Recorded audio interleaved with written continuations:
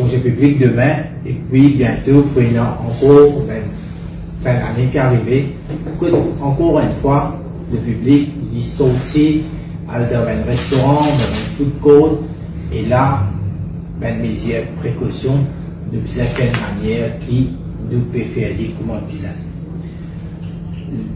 Vendredi, nous donnons un chiffre pareil comme chaque semaine dans nous press briefing, nous donnons tout un chiffre pareil comme j'ai donné chaque semaine. Mais aujourd'hui, c'est plus, et encore une fois, l'appel, c'est de précaution, les gestes barrières, surtout, même les enfants qui peuvent sortir de la classe, il y a partout qui peuvent sortir dans le shopping complexe, nous pouvons concert, nous pouvons encore une fois avec l'emphase, l'eau, gestes barrières, et c'est comme ça que nous sommes capables d'instruire une limite de transmission, et qu'en même temps, les gens qui sont vulnérables, nous sommes capables de protéger. Voilà, en grosso modo, ce qui m'a pour dire pour vous pas structurer du mal, que lui pour expliquer plusieurs aspects, surtout concernant le traitement avec la vaccination qui est en cours. Merci, Dr. Jagapal, ministre de la Santé. Bon après-midi à tous. Effectivement, aujourd'hui, nous thèmes principalement, comme le Dr. Kaide Jagapal Fincheli, c'est pour aborder les aspects prévention, l'aspect précaution et le nombre de cas qui nous fait gagner sur les semaines écoulées. Et nous trouvons qu'il, pareil que le Dr. Jagapal Fincheli, finit un relâchement. Et nous trouvons dans la population, même si en public nous trouvons un monde avec masque sur tout le chemin, mais nous réalisons qu'il n'y a pas ancien l'habitude de commencer à la main, comment faire la bise, et tout ça, l'habitude là, il retourner, ce qui fait que les risques de contamination sont réels. Et réels, les risques de contamination sont bien réels, surtout nous pouvons trouver lors de fête sociale et dans le milieu professionnel. Et il y a beaucoup de cas que nous connaissons, on peut gagner un test rapide positif de papier notifié et le ministère de la Santé papier notifié, premièrement. Deuxièmement, ce papier respecter le délai de self-isolation qui préconisait quand on gagne un test rapide positif. Avant-hier, le commissaire de police faire une conférence de presse pour informer la population de toutes les mesures qui le gouvernement prend pour les mesures qui peuvent rappeler à la population qu'ils continuent de prendre précaution parce que le virus est toujours là et l'épidémie peut transmettre dans la communauté. Le gouvernement fait le maximum en termes de responsabilité, vaccine la population. Aujourd'hui, comme on dit aujourd'hui, 879 655 000 personnes finissent vaccinées, ce qui représente la hausse 70%, presque 72% de la population totale, presque 90% de la population adulte, et nous arrivons à un record en termes de vaccination. Mais nous allons dire que la vaccination, c'est pas tout. C'est pas parce qu'ils nous vaccinent qui nous expose nous. C'est pas parce qu'ils nous vaccinent qui nous arrête de prendre précaution. C'est pas parce qu'ils nous vaccinent qui nous pensent nous invulnérables. Vaccination donne une protection, mais c'est vraiment nous continuer de prendre précaution. Nous remarquons que malheureusement, nous finissons un certain nombre de décès depuis le 25 mars, depuis le 5 mars, pardon, et dans un décès que nous pouvons gagner, nous connaissons et nous prouvons statistiquement. Le ministère de la Santé a fait une étude qui a trouvé que presque c'est 80% des personnes décédées pas vaccinées. Donc, dans un décès, c'est pas du monde qui n'est pas vacciné qui nous peut retrouver de plus. Donc, vaccination, il fait une protection, mais quand même, nous devons dire que dans une personne qui est vaccinée, dans un décès, 20% du monde qui est vacciné. Ce qui confirme, ce qui me peut dire que nous vacciner, oui, mais nous pas arrêter de prendre précaution. Il est bien important que nous continuions de prendre une bonne précaution parce que la vaccination il donne une certaine protection. Et aujourd'hui, ce que je voulais vous dire comme message, un des messages bien important. Nous remarquons qu'au fait d'y aller, nous vaccine presque 90% de la population adulte. Nous commençons à vacciner les 15 à 17 ans. Dans cette tranche d'âge-là, nous finissons ici vacciner 29 740 adolescents. Allons dire 15 à 17 ans, 29 740 adolescents. Et, mais, d'un autre côté, nos campagnes de troisième dose, nous trouvons qu'il y a encore permettre les temps de démarrer. Donc, peine un grand mouvement, peine un grand appétit, peine un grand engouement pour qu'il va faire ce troisième dose. Il est important qu'on prenne des affaires par rapport à la vaccination. Vous connaissez, la population vous a réalisé qu'il quand vous faites des deux vaccins, vous gagnez une protection. Vous gagnez une certaine forme de protection. Vous gagnez un certain degré de protection selon le vaccin que vous gagnez et qui vous fait. Vous gagnez 80% réponse, vous gagnez jusqu'à 95% réponse, mais c'est bon. Et il y a une affaire qui sire, c'est qui sa protection-là, sa l'immunité qui nous gagne avec le vaccin, il n'est pas permanent. Il n'est pas permanent et non seulement il n'est pas permanent, après 4 mois, 5 mois, il commence à diminuer. Donc après 5 mois, 4 à 5 mois, dépendant des vaccins, le taux d'anticorps, il commence à diminuer. Donc au départ, nous avons presque pareil. Après 6 mois, 7 mois, 8 mois, 9 mois, malgré nous faire de 2 vaccins, mais nous retrouvons pareil comme un monde pas vacciné.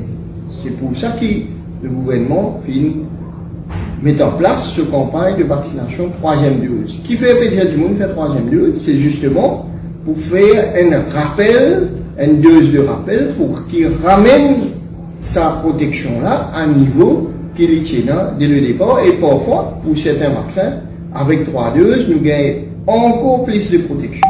Tout cela nous peut faire pour que justement l'épidémie pas continue de progresser dans la communauté. Donc 3 doses et aujourd'hui, depuis que nous commençons la troisième dose, nous gagnons seulement 17 315 personnes qui finissent mobilisées pour faire la troisième dose. Ce qui fait que nous comprenons que peut-être pas réaliser qu'il a l'importance d'une troisième dose. Il y en a une troisième dose. Pour certains vaccins, on appelle une booster dose. Pour d'autres vaccins, comme par exemple pour le vaccin Sinopharm, on appelle une additional dose. Qui fait l'OMS définir booster dose par rapport à additional dose parce que le vaccin Sinopharm nous connaît, il donne une protection de l'ordre d'environ 80%. Et avec une troisième dose, il permet de ramener sa protection-là à plus de 90%. Donc on appelle ça une dose additionnelle. Et nous, à Maurice, nous avons plus de 500 000 personnes vaccinées avec Sinopharm. Et nous faisons un appel à ceux qui se viennent faire sa dose additionnelle là, justement, pour qu'ils améliorent cette protection, pour qu'ils ne soient pas dans l'éventualité que je en contact avec un niveau positif, mais ce vaccin servent pour qu'ils ne soient pas gagner la maladie, eux-mêmes, et ne pas transmettre à les autres gens. Mon revient à un cas de mortalité qui fait gagner 80% des personnes qui finissent décider de partir vacciner. Malheureusement, il y a en général, c'est une personne âgée et avec une comorbidité, mais il y a aussi des jeunes. Il y a des jeunes qui finissent, quand on dit jeunes, c'est moins de 60 ans. Et il y a moins de moins de 60 ans qui finissent gagner le virus, qui partent vacciner et qui malheureusement, ce cas final aggravé, malgré les traitements qui nous finissent donner à l'hôpital INT, il y a finissent décédé. Donc, le traitement, il est là. Nous connaissons que le système de santé nous finit préparer comment bien, nous finissons dans plusieurs preparedness plans, nous finissons évoluer nos stratégies. À un moment, tout le monde qui perd de l'hôpital, une période où du monde qui est positif, qui perd de l'hôtel, tu peux isoler, après nous commençons à faire auto-isolement à la maison, puis nous décentralisons le traitement du Covid de l'hôpital INT, nous finissons commence à traiter du monde dans les autres hôpitaux, dans les autres wards.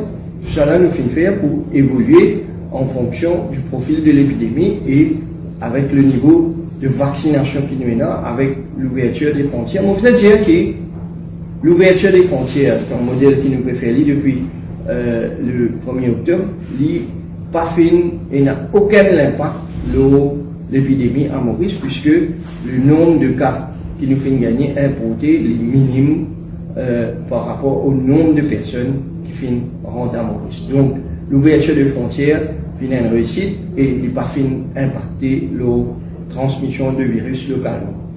La transmission communautaire du virus, il peut transmettre parce qu'il va pas prendre suffisamment de précautions. Peut-être il pensait que le Covid est une maladie banale, mais malheureusement, pour les gens qui ne sont pas vaccinés, pour les gens qui ont une comorbidité, pour les gens qui ont plusieurs autres facteurs qui sont capables d'aggraver, ça virus là est capable de faire payer un prix très très fort. Donc c'est ce que je tiens à vous dire aujourd'hui concernant le Covid, et je repasse la parole au docteur Kaiser Chagata. Merci, Dr. Jumaï, pour toute sa explication, bien expliquée, surtout la situation maintenant et aussi quelle est l'importance maintenant pour faire nos booster doses. Et maintenant, je passe la parole pour cette question. Et là, c'est un rajeunissement du nombre de décès. Comment expliquer cela? Donc, statistiquement, nous trouvons qu'effectivement, nous trouvons énormément de jeunes, entre 40 et 60 ans, et le ministère de la Santé peut justement guetter de plus près chaque dossier de personnes qui finissent décédées de moins de 60 ans, justement, pour essayer de comprendre qui fait une personne, nous finissons un handicap devant une personne vaccinée, qui peine à comorbidité et qui finit décédé de Covid et dans ce forme la plus grave, c'est-à-dire la pneumonie liée au Covid. Nous finissons gagner un certain nombre de cas. Mais nous avons dit qu'il paraît que dans la grippe H1N1 et il y a une forme qui donne une pneumonie, qui nous appelle une pneumonie fulgurante. Donc la personne est en bonne santé, les jeunes, il a toutes ces ressources, toutes ces résistances, mais malgré ça, le virus cause un grand dégât de ce poumon et il est décédé. Ça m'a forme là, nous identifions, nous connaissons, et malheureusement, nous finissons gagner un dégât comme ça, mais le ministère de la Santé, justement, peut faire un travail pour régler tout le dossier de décès. Bien sûr, l'objectif, c'est essayer d'améliorer la qualité de la prise en charge. Vous allez dire qu'à l'hôpital INT, il y a beaucoup de ressources déployées et les équipes qui sont sur place, tous les jours, je vais faire un travail de fourmi, un médecin bien déployé, un infirmier et un support staff, les autres staff, tout le monde conscient qui est bien important, qui donne un très bon service. Et concernant justement, par rapport à sa question, nous vous dire que depuis le 5 mars 2021, nous finissons 17 526 cas positifs. Et peut-être nous allons se dire 16 252 cas, ils sont récupérés complètement. Et là-dedans, beaucoup, il y a un bon nombre qui s'admettent à l'hôpital, un bon nombre qui s'admettent à l'hôpital INT, mais qui ne récupèrent. Et la patiente est intubée, finit extubée, et la patiente qui paye le high flow oxygène, après le besoin d'oxygène diminué, et je ne suis capable de gagner des choses, sauf de l'hôpital INT. Donc, l'hôpital INT, nous avons accepté, il finit gagner une connotation que quand le monde allait bien grave, il y a beaucoup d'essais, mais il n'y a pas que ça. Nous avons salué le professionnalisme des équipes médicales, et il y a beaucoup de monde qui peut rentrer INT, mais qui peut ressortir et qui peut capable retourner à la normale. Donc, nous faisons aussi plusieurs succès à l'hôpital INT. C'est un cas, une personne qui a une comorbidité, surtout une jeune qui est décédée. Est-ce que vous avez un chiffre? Combien de personnes qui sont décédées avec Covid-19?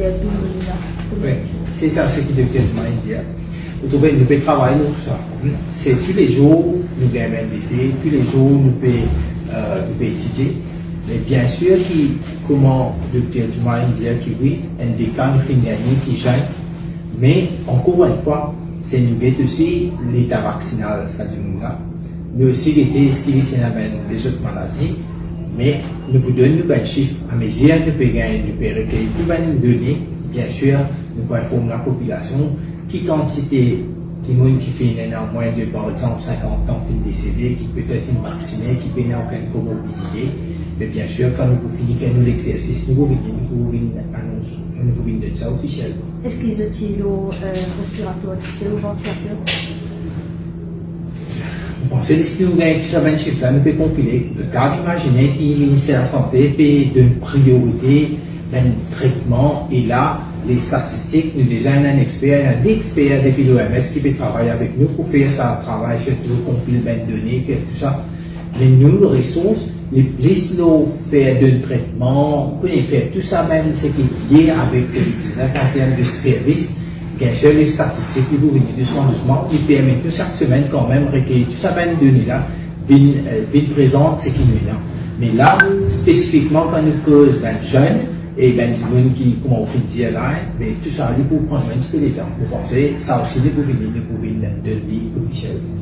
C'est arrivé avec un rapport negligence, donc Medical Negligence Committee, de ne pas référer déjà le Karamana et Clutchman. Donc, est-ce qu'il y a un premier retombé par rapport à ce cas-là? Donc, il n'y a pas que ça ne pas fini d'intervenir. Et le cas qui vient référer également ce comité. Ben, quand on connaît, nous gagnons. Premières affaires, quand nous connaissons les paraît qui est dans quelque chose, nous avons une allégation de négligence, nous prenons un rapport qui est donné par tout ça, médecin, intervenant, qui est concerné. Tout ce rapport-là, il y a dans le Medical Negligence Committee. Là, nous ne pas intervenir. Nous laissons, c'est un comité indépendant du travail. Quand il vient soumettre nous rapport, nous pouvons d'après ce rapport. Mais là, maintenant, vous imaginez, je mets un rapport, des jours, congé public, c'est maintenant qu'ils ont travail. Mais dans le temps, nous pouvons gagner tout ça. Après, il y a plusieurs interviews qu'ils ont fait à ce point. Pour cross-question, il y a plusieurs étapes là-dedans.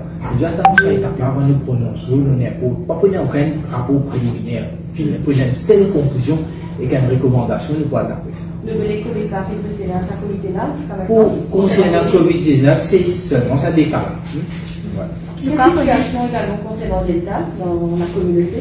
Vendredi, nous pouvons venir officiellement beaucoup de nous, chiffre qui est nouveau résultat qui est pour les hauts là, beaucoup de nous, un chiffre là. Nous connaissons value combien? Est-ce que je vais faire une calculation comment on peut le virus spread tout ça? Avec le nombre de cas qui nous est là. Et puis, quand ces cas qui nous peut gagner, il n'est pas à l'ordre. Peut-être vendredi, quand on veut dire beaucoup de nous va aller une cause de la réouverture des frontières, nous connaissons, nous faisons simplement constat, nous trouvons qu'il y a beaucoup de touristes, surtout que davantage, tout ça, de pas pour le masque, de ne pas respecter, et là même, nous connaissons qu'il y a un touriste qui n'est pas vacciné, mais une fois que je sorti en quarantaine, je commence à faire, soit de tomber à un restaurant, soit si je peux appliquer ces affaires, comment je peux faire? Est-ce que je peux rentrer dans un restaurant? Tout ça, comment peut être? Mais bon, première partie de question, c'est qui, bon, on prend ça partie, porte le masque, on connaît qu'il est obligatoire pour tout le monde, citoyen ou bien pas, une fois ou dans le territoire Maurice, ou bien suivre ce qu'il a le droit de dire, et puis c'est une responsabilité individuelle qui semble mettre en pratique. Maintenant, deuxième partie de la question, c'est qu'il y a un touriste qui, une ville Maurice, il fait quarantaine, il fait 3 tests, c'est si elle ne peut pas payer, je ne peux pas amener le virus là avec eux, mais partout que tu dois aller, demande-nous ou passe vaccinal, je ne vais pas accès. Il est aussi clair que ça. C'est sûr qu'ils ont quand ils viennent mourir, soit je ne vais pas faire vaccin, ou bien ils n'ont pas pour accès à tout ça, que tu fais des restrictions que tu vous imprésentes. Mais partout que tu dois aller, demande-nous ou passe vaccinal, je ne vais pas accès. Oui, mais tout à fait, pas vacciné, c'est une minorité, en général, pour venir mourir, vous êtes vacciné. Enfin, pas vacciné, il y a une minorité et vous êtes obligé de faire quarantaine. Donc, on peut appliquer la règle des quarantaines de 14 jours pour un monde qui est sur le déo et qui n'est pas vacciné. Donc, majoritairement, large majorité des étrangers qui ne rentrent pas, c'est un monde vacciné. Et bien sûr, quand je rentre Maurice, vous êtes obligé de respecter la loi qui est en vigueur. Et le CIPI, moi, je disais d'aller là, la police, la force policière peut faire ce travail et pour appliquer la loi la forme la plus sévère pour les gens qui sont contravenants, qui ne peuvent pas respecter la loi concernant le Covid surtout. Il y a aussi une place publique, cause Bazar central, que tu pas ni hand sanitizer, ni check température, comme on disait. Mais comment je peux faire ce qu'il y a une sanction qui peut prendre dans sa place là? La loi dit bien pour le max, respecter social distancing le plus possible. Donc après, vous connaissez, nous disons que chaque monde nous prend ses responsabilités, chaque commerçant nous prend ses responsabilités dans ce commerce, et c'est comme ça que nous pouvons arriver à contenir l'épidémie. Aucun gouvernement à travers le monde ne peut mettre la police derrière chaque citoyen. Ce n'est pas possible. Nous faisons prévention, nous faisons l'éducation, nous expliquons on est dans la loi, mais le citoyen, il est responsabilisé. Parce que quand l'irresponsable, premièrement, il a contaminé même, deuxièmement, il a contaminé sa famille, sur l'environnement, et il y a des gens qui disent. Donc, il fait appel encore une fois au sens du devoir et à des gens qui se disent protéger eux-mêmes, protéger l'environnement, respecter la loi. Et le Covid, ne pas capable de dire à ceux qui c'est une affaire nouveau. Tout le monde connaît qui était Covid parce qu'il nous tue une Bible pareil, nous tue une confinée, nous tue une déconfinée, nous tue une passe d'un moment depuis le 18 mars l'année dernière pour qu'il y ait Covid. Donc, dit, tiens du monde, mais il ne peut pas faire attention, il ne peut pas mettre ce masque et il peut continuer de l'armée et surtout dans un environnement confiné et il est responsable. Mais quand même, c'est ce qui fait verbaliser jusqu'à maintenant. Non, mais je réponds à une question. C'est la police ou plus que moi. Une question par rapport au traitement, du traitement tout à l'heure. Est-ce que le ministère a l'intention de s'appliquer? Oui. Donc, il y a plusieurs traitements antiviraux spécifiques d'actualité. Il y a le Favipiravir et il y a le Favipiravir qui est déjà sur le marché et internationalement et localement. Il y a les autres médicaments comme le Molnupiravir qui sont encore commercialisés et il y a une combinaison d'anticorps comme le Ronapreve et le ministère de la Santé fait un comité qui peut réfléchir comment nous pouvons intégrer certains médicaments disponibles et qui pourraient être disponibles. Donc, comment on peut intégrer ça dans le protocole de prise en charge. Bien sûr, nous pétenions au courant et dès qu'il va faire pour finir mettre en place pour une communication officielle, surtout concernant le Favipiravir et le médicament qu'on appelle Ronapreve, qui est une combinaison d'anticorps monoclonal. Donc, il fait ses preuves à l'étranger. On peut dire que depuis la réouverture des frontières, le nombre de cas importés est assez minime par rapport aux cas locaux. Mais quand on sait que c'est le variant Delta qui peut faire autant qui peut créer cette augmentation de cas là ces derniers temps. C'est une combinaison de facteurs et de oui, vous pensez, oui, nous sommes déjà au courant maintenant qu'il y a un peu plus qu'un mois qu'il y a un variant Delta et nous connaissons le variant Delta qui se l'intensité dans la contamination. Et en même temps, on aussi connaît avec mouvement, avec plus de mesures de précaution qui nous besoin de prendre. Il y a un effet combiné. Mais il est temps pour dire, mais moi, je pensais qu'il, oui, et non, l'impact de variant Delta. Pareil qu'on a tout pays. Nous, quand nous étions, c'est les mondes, c'est la même situation qui peut arriver. Mais si nous avons dit ne fait que vaccination, ne fait que précaution, et bien sûr, nous sommes capables de maîtriser le nombre de contaminations. Et pas oublier qui, quand même, il y a certaines gens qui nous ont dit quand nous avons la situation orientée, d'aller à la docteur du Maïn, clair, qui nous gagne 80% de gens qui ne sont pas vaccinés, rentrent dans des conditions sérieuses. Nous, pas oublier si vous êtes dans la comorbidité ou bien vous êtes jeune. Mais la vaccination peut faire ce effet, et bien, les gens qui ne sont pas vaccinés, ils peuvent trouver le résultat aussi, de chagrin pour eux. Mais la vaccination, nous a fait sûr que tous les gens vaccinés, même maintenant, nous pouvons trouver des gens qui peuvent admettre dans l'hôpital, qui peuvent venir tester positif, qui peuvent faire un screening ou quoi. Mais encore une fois, nous encore trouvons des gens qui ont une comorbidité, qui ne sont pas encore vaccinés. L'appel, c'est la vaccination.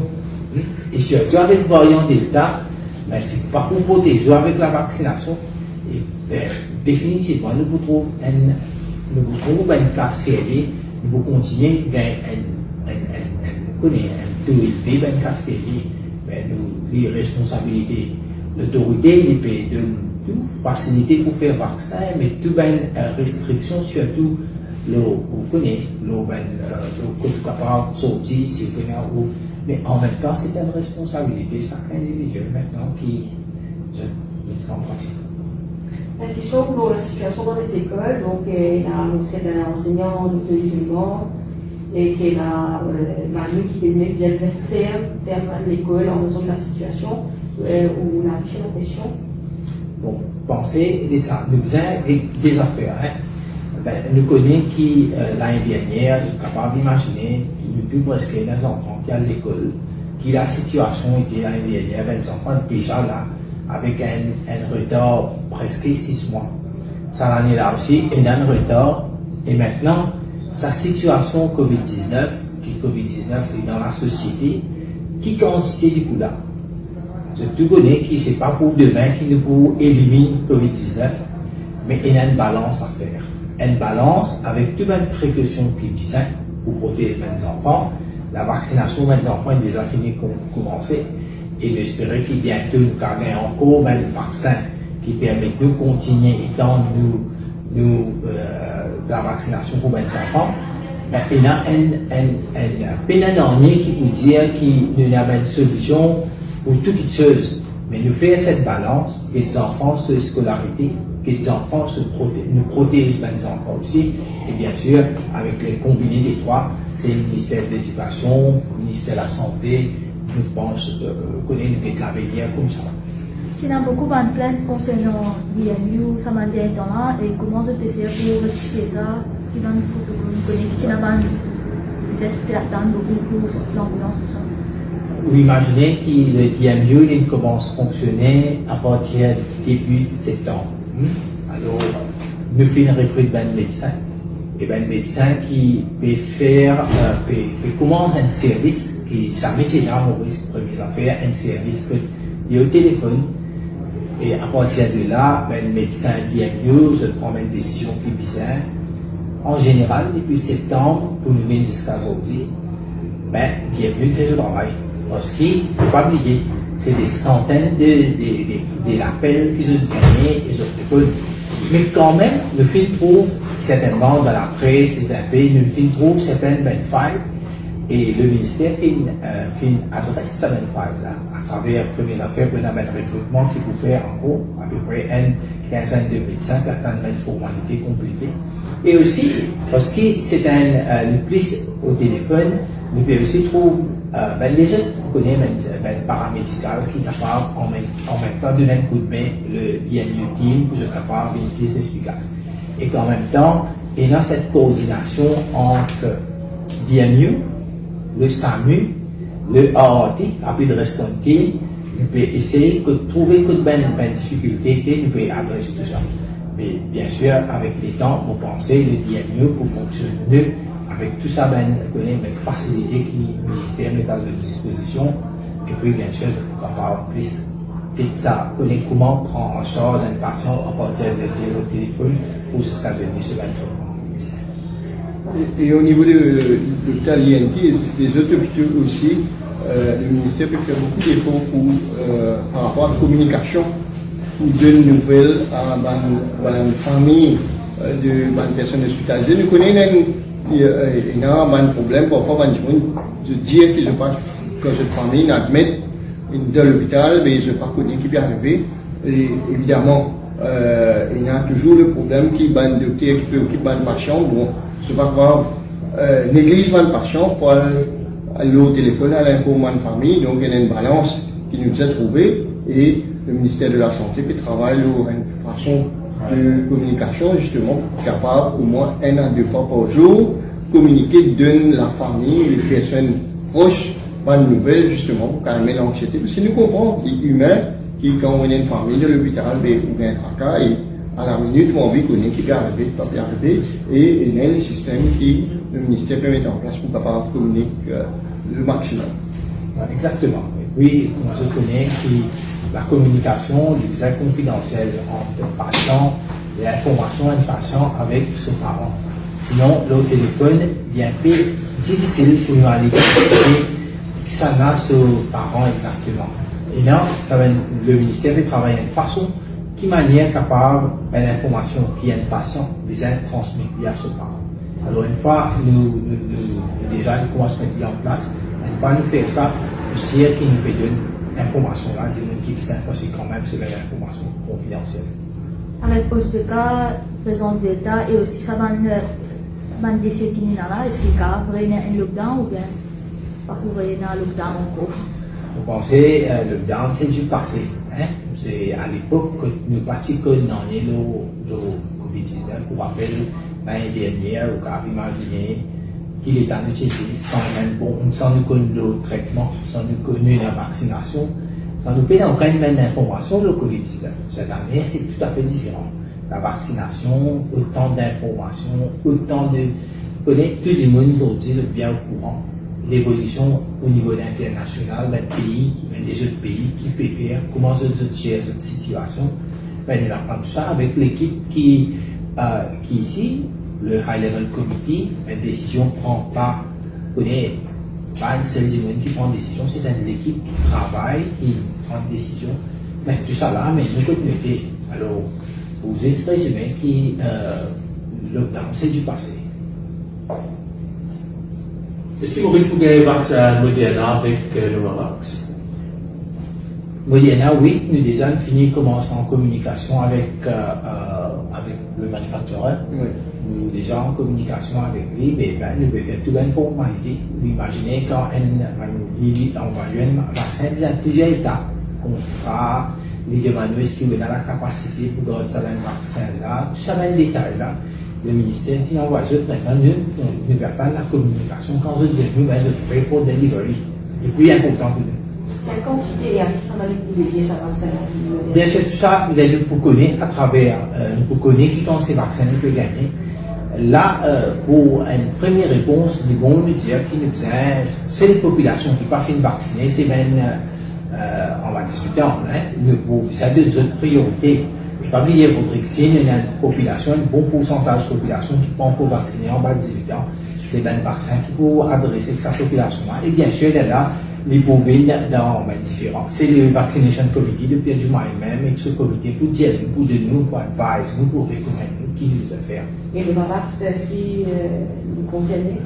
Novavax, une fois qu'il connaît qu'il est tout disponible, le comité pour pension là, et le comité premier vous a passé dans le comité pour un approval, bien sûr. Tout cela dépend quand ça va le vaccin là, capable disponible pour être envoyé à Maurice. Oui, nous prenons une dernière question. Non? Allez, Ok. allez, merci beaucoup. Merci.